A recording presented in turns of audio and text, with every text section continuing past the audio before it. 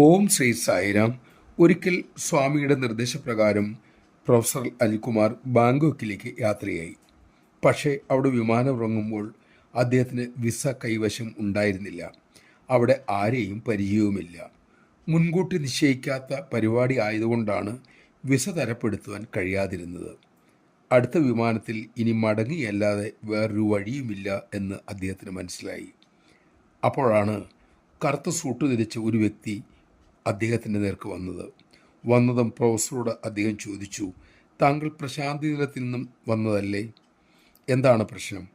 Professor കാര്യങ്ങൾ അദ്ദേഹത്തോട് വിശദീകരിച്ചു. ആ മാന്യൻ നേരെ ഉന്നത അധികാരികളുടെ സമീപത്തേക്ക് പ്രൊഫസറെ കൊണ്ടുപോയി.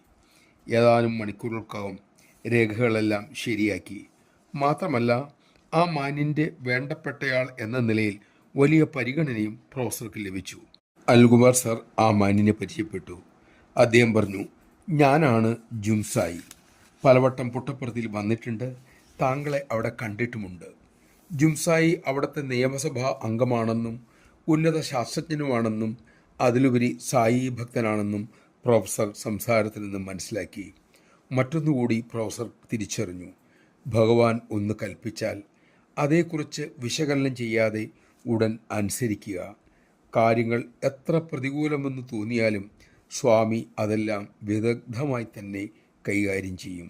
ജയ് സായിരാം. ഭഗവത് ഉപദേശങ്ങളെ വിട്ടുവീഴ്ചയില്ലാതെ ശീലിക്കാൻ നമുക്ക് കഴിയട്ടെ. അതിനുള്ള കരുത്ത് ഭഗവാൻ തന്നെ നമുക്ക് നൽകട്ടെ.